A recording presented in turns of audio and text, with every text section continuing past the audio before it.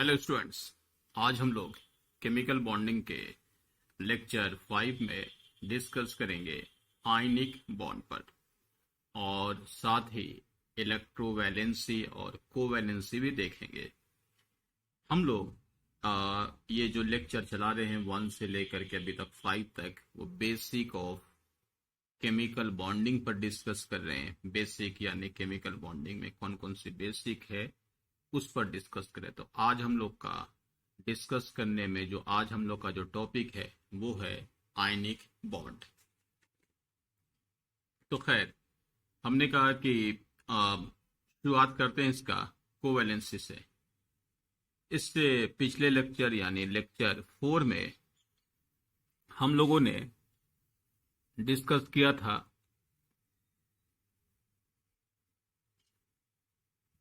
Covalent bond पर। हम लोग ने देखा था कि कोवैलेंट बॉन्ड जो होते हैं उसमें शेयरिंग ऑफ इलेक्ट्रॉन्स होते हैं, और कोवैलेंट बॉन्ड फॉर्मेशंस के लिए ये भी हम लोग ने बात किया था कि कोवैलेंट बॉन्ड जो है वो नॉन मेटल के बीच में फॉर्म होता है।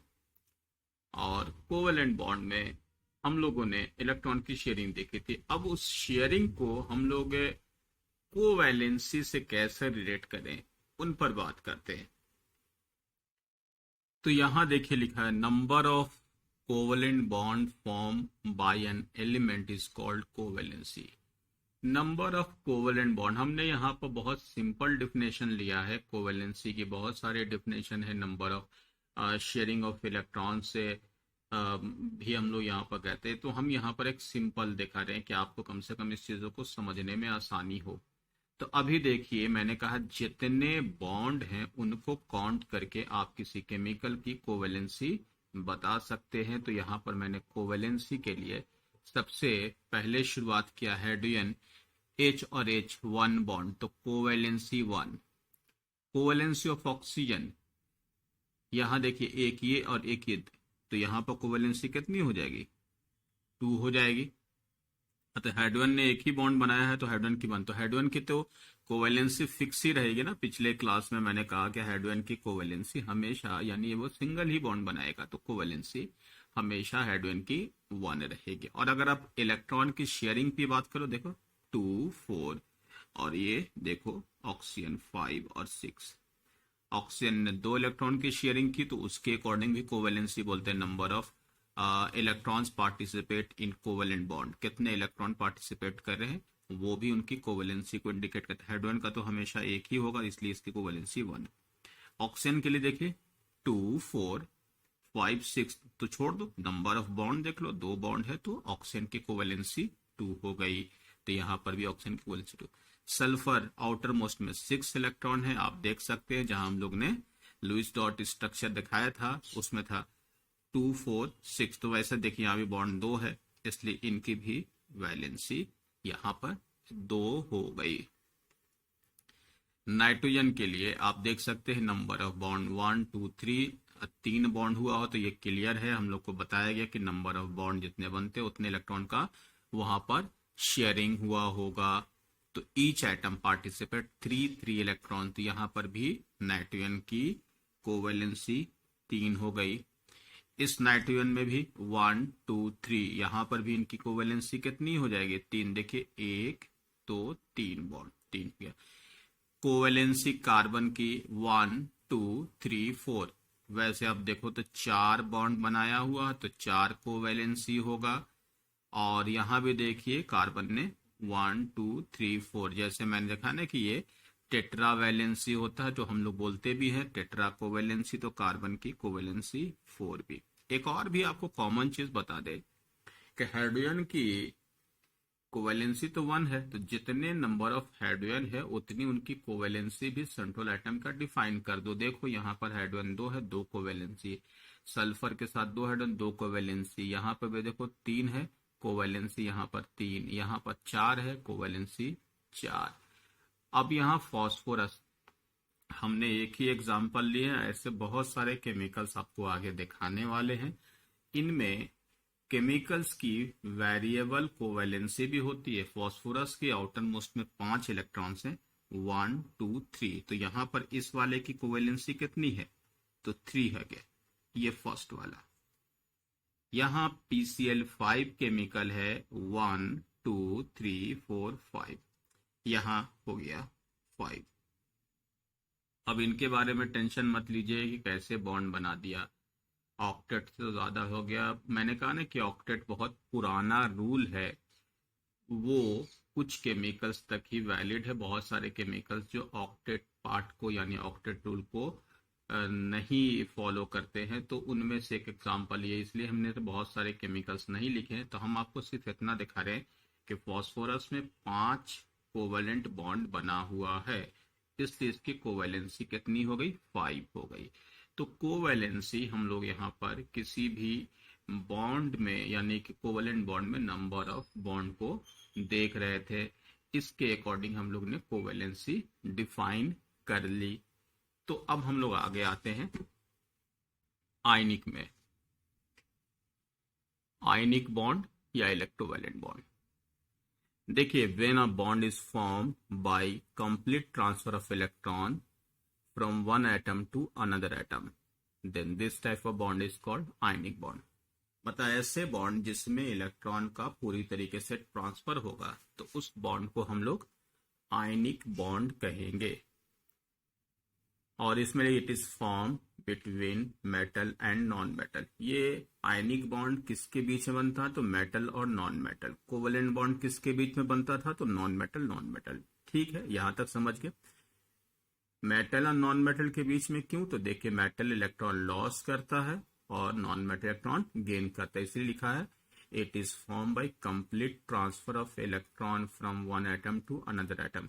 तो जो इलेक्ट्रॉन देता है वो मेटल होगा और जो गेन करता है, लेता है, वो नॉन मेटल। एक एग्जांपल से देखिएगा, ए में कोई मेटल है, इलेक्ट्रॉन लॉस किया, उस इलेक्ट्रॉन को ए कोई नॉन मेटल है जिसने गेन किया।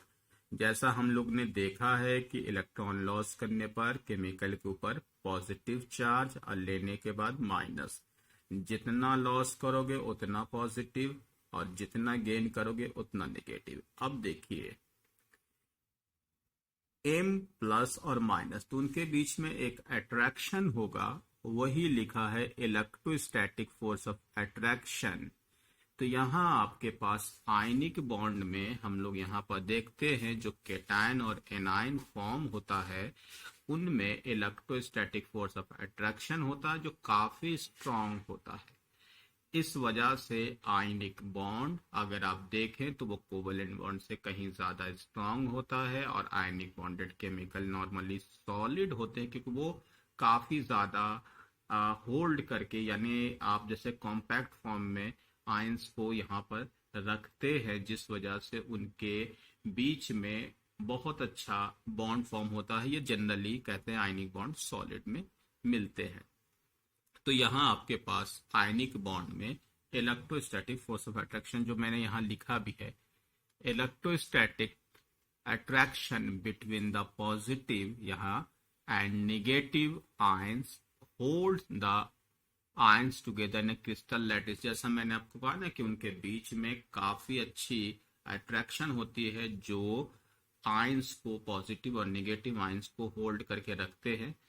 अब यहाँ लैटिस बोला गया है, लैटिस पर हम आगे आपसे डिटेल में डिस्कस करेंगे पीरियोडिक क्लासिफिकेशन ऑफ एलिमेंट्स में।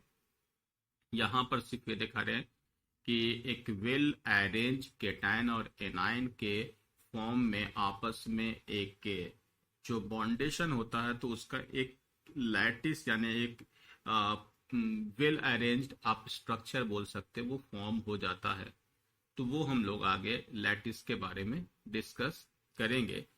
अभी हम यहाँ दिखा रहे हैं कि केटायन और एनायन आपस में अटैच हो जाते हैं इलेक्ट्रोस्टैटिक फोर्स ऑफ अट्रैक्शन से। अब यहाँ एग्जाम्पल में देखिएगा, मैंने यहाँ एग्जाम्पल Na पॉजिटिव और Cl माइनस का, उसने एक एक इलेक्ट्रॉन लॉस किया, तो देखिए पॉजिटिव हो गया। अब देखिए इनके पास 11 इलेक्ट्रॉन, यहाँ पर 10, Cl287 है न्यूट्रल, और देखिए एक इलेक्ट्रॉन बढ़ गया 288, तो माइनस आ गया। अब देखिए सोडियम को आउटर मोस्ट में वैलेंस इलेक्ट्रॉन देखिए 1 है, तो इनको ऐसे दिखा दिया Cl माइनस, यानी Cl एक इलेक्ट्रॉन गेन करेगा। तो देखिए सोडियम के पास जो है यहाँ पर इलेक्ट्रॉन अगर देखा जाए तो सोडियम के पास इलेक्ट्रॉन हम आपको दिखा दे तो एक इलेक्ट्रॉन लॉस हो गया। तो इनके पास 288 कॉन्फ़िगरेशन आप दिखा सकते हैं कि ये वाला जो कॉन्फ़िगरेशन है वो क्या हो जाएगा 2 8। ये हो गया सोडियम का।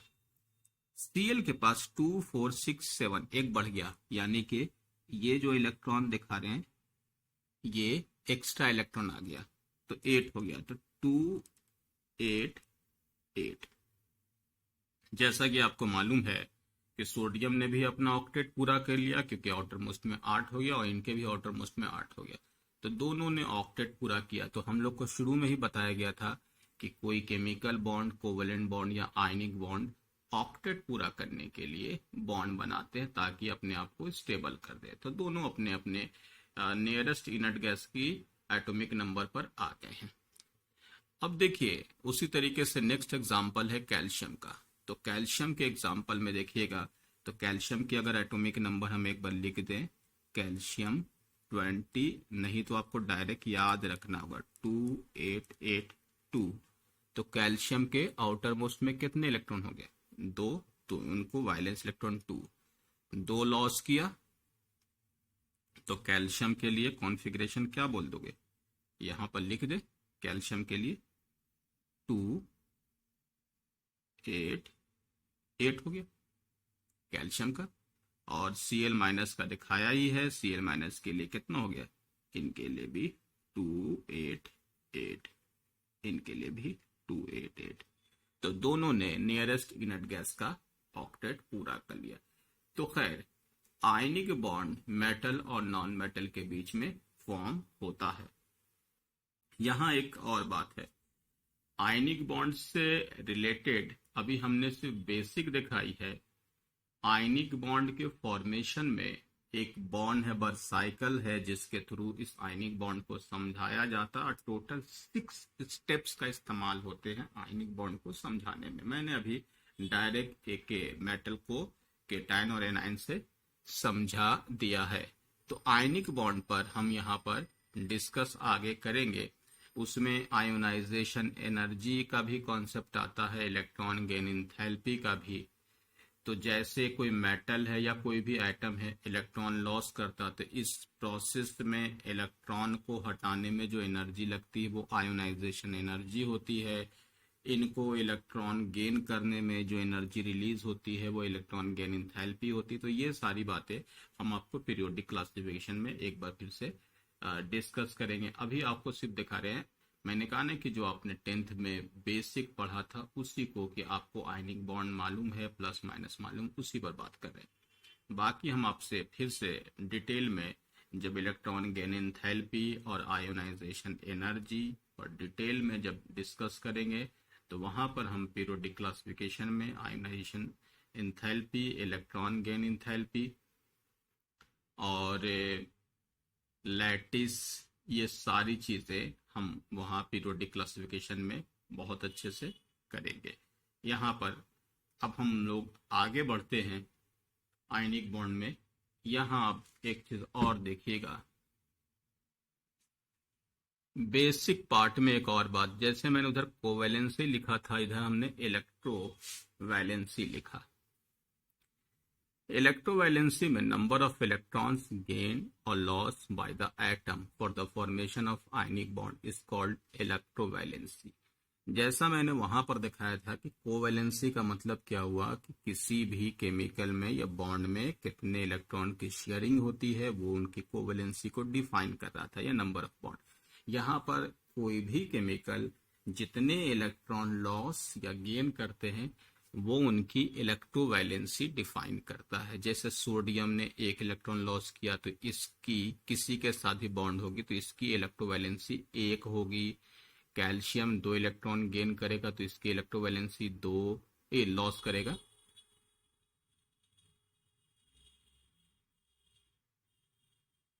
गलत है, सोडियम ऐसा हो जाएगा ना, और ये 2 इलेक्ट्रॉन लॉस करेगा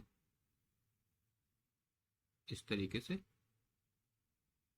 यहाँ भी ऐसा हो जाएगा, पोटाशियम के लिए इस तरीके से मैग्नीशियम, है ना, ये ऐसा हो गया। तो सोडियम प्लस इलेक्ट्रॉन कैल्शियम, तो देखिए जो इलेक्ट्रॉन लॉस किया है, तो मेटल तो इलेक्ट्रॉन लॉस करता, तो हमेशा सोडियम एक ही इलेक्ट्रॉन लॉस करेगा, कैल्शियम एक ही, एल्युमिनियम हमेशा तीन, पोटाशियम हमेशा एक, मैग्नीशियम दो। तो ये इनकी इलेक्ट्रोवैलेंसी हुई, यानी जब आयनिक बॉन्ड ये बनाएंगे तो हमेशा इनकी इलेक्ट्रॉन की लूज करने की टेंडेंसी फिक्स होती है। हम आपको एक बहुत इंपॉर्टेंट चीज यहाँ पर बता दें कि ये जैसे देखिएगा, lithium, sodium, potassium, rubidium, caesium, ये इन केमिकल की, यानी अगर इसको हम एम मान लें, ये एम है, तो इनकी हमेशा इलेक्ट्रोवैलेंसी फिक्स होगी, वो होगी 1। मतलब ये कभी भी बॉन्ड में जाएंगे तो ये हमेशा एक ही इलेक्ट्रॉन लॉस करेंगे, क्योंकि हमेशा अपने ऊपर एक ही पॉजिटिव बनेंगे। उसी तरीके से अगर हम बेरिलियम ले लें, मैग्नीशियम, कैल्शियम, स्ट्रोंशियम, बेरियम, इन केमिकल को भी अगर हम यहां पर एल से डिनोट कर दें, तो यहां एल प्लस इलेक्ट्रॉन 2,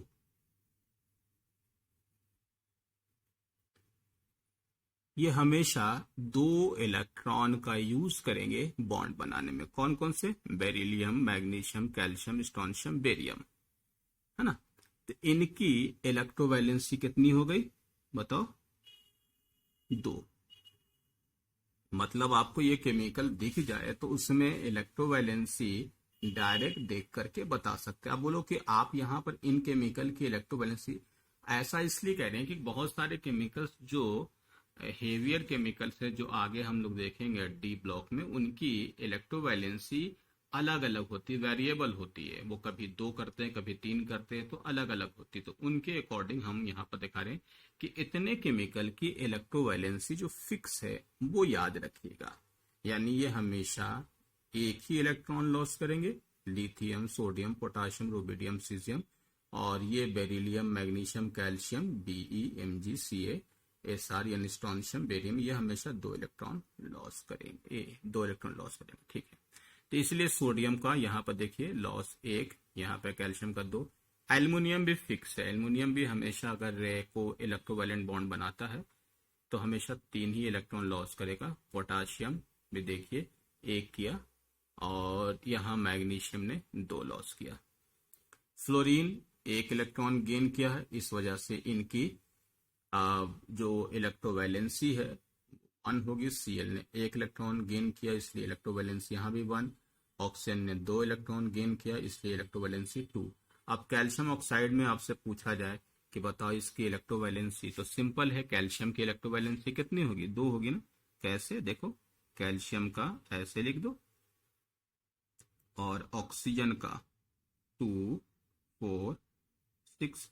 तो देखो ये इस तरीके से लॉस करेगा।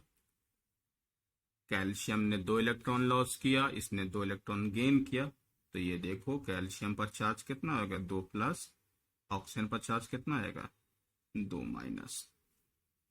तो ये हुआ इसकी इलेक्ट्रोवैलेंसी, ऑक्सीजन की 2 और कैल्शियम की भी 2। उसी तरीके से पोटाशियम के आउटर मोस्ट में 1 इलेक्ट्रॉन, और ऑक्सीजन के आउटर मोस्ट में कितने होते हैं? 6। तो ये इस तरीके से लॉस किया, और ये इस तरीके से लॉस किया, तो के पर चार्ज क्या आ जाएगा? प्लस, यहां भी के पर प्लस, और ओ ने 2 इलेक्ट्रॉन गेन किया, तो माइनस। तो पोटाशियम के देख रहे हैं, पोटाशियम की इलेक्ट्रोवैलेंसी 1 होगी और ऑक्सीजन की 2 होगी। तो ये आपके पास फिक्स रहेगा किसी केमिकल का। जैसे मैंने कहा है कि यहाँ हम लोग के पास जो कुछ केमिकल्स मैंने बताए हैं उसकी इलेक्ट्रोवैलेंसी फिक्स होगी। तो ठीक है, आज के लेक्चर में इतना ही। हम लोग आगे के लेक्चर में जो हम लोग के पास आगे जो हम लोग को डिस्कस करना है वो हम लोग डिस्कस करेंगे। आगे शायद कोऑर्डिनेट बॉन्ड पढ़ दिए, तो हम लोग नेक्स्ट क्लास में कोऑर्डिनेट बॉन्ड पर डिस्कस करेंगे। जब तक के लिए इनको रिवाइज करते रहिए। Okay, thank you.